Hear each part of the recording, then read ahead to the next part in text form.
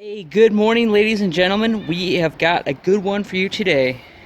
We are out in Lincoln City, Oregon, at the coast, cleaning up some vacation rentals here. Let's go ahead and go on inside and let me show you what we got going on. Alright, I've been coming down here for years. This is a unit that's actually in the family. So, being a vacation rental, it does get pretty hammered. And we come through maybe once or twice a year to give it a good clean. Typically, we come through here with our CRB machine, but with encapsulation solution, it eventually just builds up in the carpeting, and it does need a good steam cleaning rinse.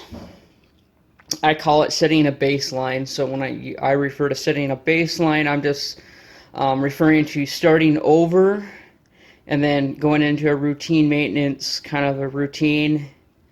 For a period of time, we can do encapsulation probably about 4 or 5 times, which is good for 2 or 3 years down here at the coast. And then we need to, go back and do a steam cleaning just to reset everything in the carpeting. But being the beach, speaking of the beach, you come up this window.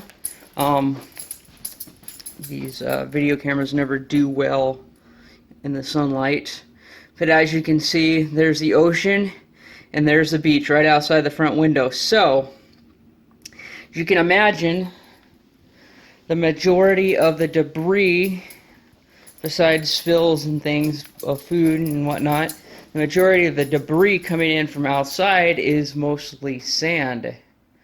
Hence the reason for a good vacuum, pre-vacuum, because you are vacuuming up all that sand that has been collecting in the carpeting. There are 2 doors, 2 entrances. One goes into the back room. Could have gone down the hallway through the kitchen as well, but I just wanted to point that out because that light set.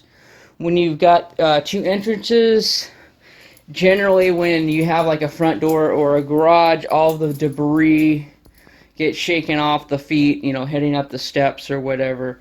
And this unit, there's a good possibility that we have just as much debris in this back bedroom as we do in the front room. I mean, most likely not, but if this door was ever used as a people door, I mean, just look at all the sand that's sitting out here. I mean, stuff is coming in from there into the living quarters. So what we're going to do is we're just going to do a very good thorough steam cleaning, or I'm sorry, thorough pre-vacuum before we get going with the steam cleaning.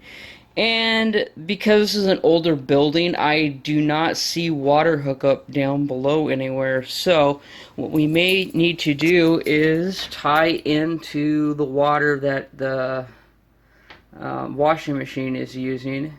Absolutely no problem with that. I've done it many times before. And our hose is long enough to run from here down a level to our truck.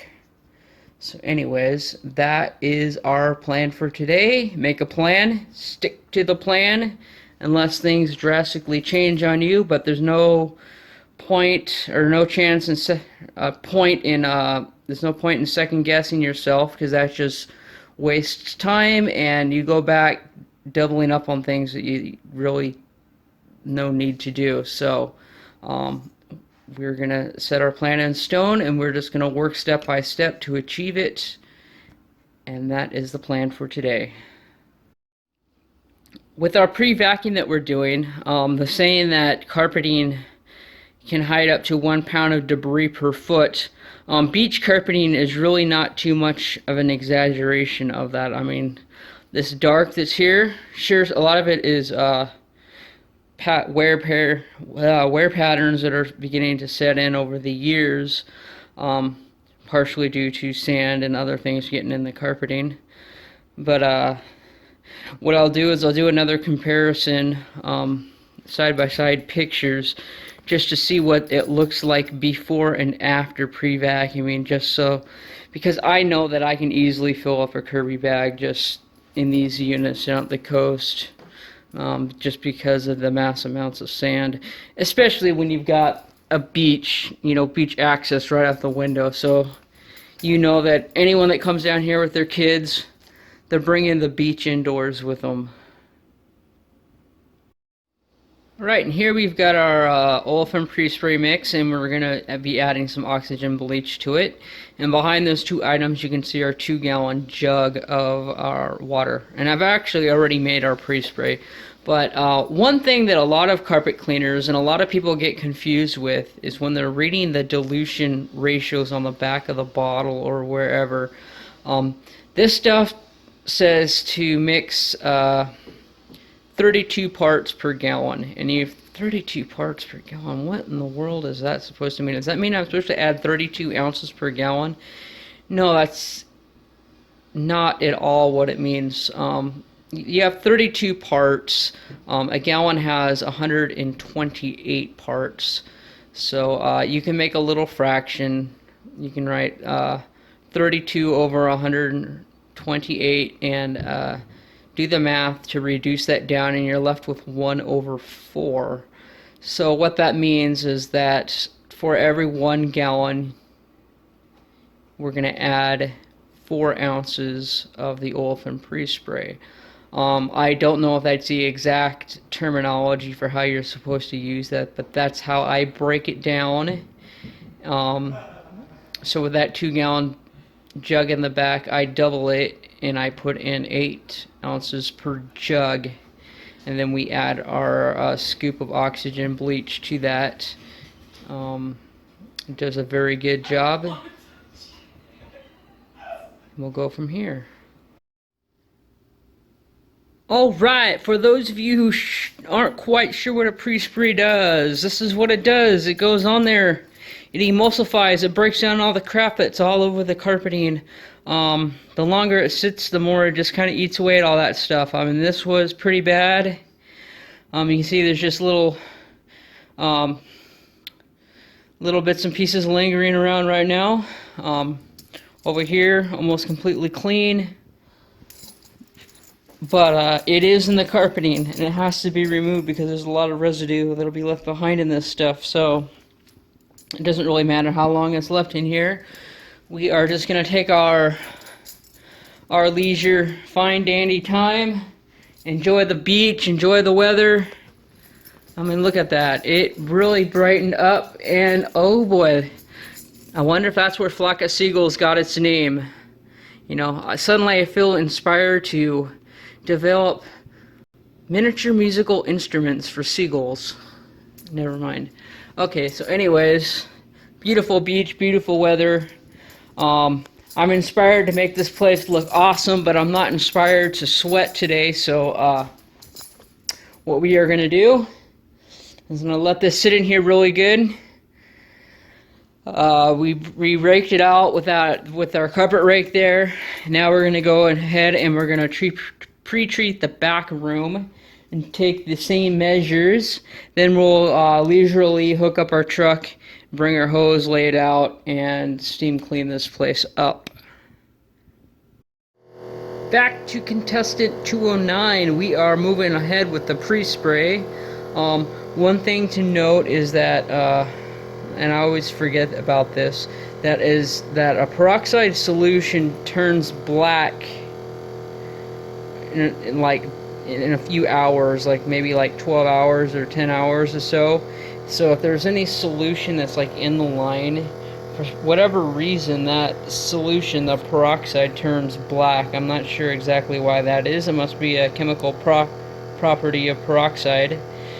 And so anything that's left in the line, when you put your new product in, you kind of need to, it's always a good idea to run water through the line anyways when you're done, just to clear it. But if you don't, that black stuff is what you get. And it's not difficult to remove. It comes out with the steam cleaning just perfectly fine. So what we're going to do is we're just going to go ahead and start pre-spraying this whole area. rake it well with our carpet rake over there in the corner, blue guy, and then we will let it dwell as we begin pulling our hoses and setting up the truck and everything. So this place should look pretty immaculate by the time that we're done. Right, back to contestant 209. What I did is I spent a lot of time running our hose up to get it out of the way as not to be a tripping hazard, because we are on the second floor, and people do go up and down the stairs and everything. So I made sure to tuck everything away, go up behind posts and everything just to stay as clean as possible. You can hear I've already tested it. We've got a good suction, and I believe we've got steam. Yep, we've got a good blast of steam, so we're ready to get started and to rock and roll. Contestant 209, looking very good. I am very pleased with the way things turned out here with our vacuum. I put a heavy fan on to do some drying here. Traffic area came up very, very nicely. I mean, this was pretty hammered, and that is looking much, much better. The lighting in here is pretty poor, so this looks really dark, but I imagine that the results are very much similar to the other room. I pulled that cabinet out because we actually tied into the water. It's right behind it. They sort of see it, but anyways, didn't have any handles to put on the faucets outside, so I had to resort to the water inside, which puts us into a slight dilemma for contestant 229. They do not have a washer, dryer, or anything in there, so there is no water that we can hook up to. So we are left to either do encapsulation, or we go to the hardware store and see if we can find a faucet handle that will fit these faucets. I almost think that might be a good idea, because having extra tools on board the truck is always a good idea, because you never know when you're gonna run into an issue where you're gonna need something like that. They're situated just enough, because usually I just use like a pair of pliers or something to turn the handle, but the knob, but this time around can't even get the pliers in there to turn it, so gonna have to be a handle, and their maintenance is not around today for some reason. So, change of plan, or we could encapsulate 229, which I really don't want to do because we've encapsulated it many times before, and the buildup suggests that we should probably steam clean it. However, might not have an option this time around. So I'll give it a little bit more time, contemplate about it, figure out what we're going to do. Again, I'm not in a huge hurry to get it done and out of here. Still got plenty of hours of daylight, so we're doing good.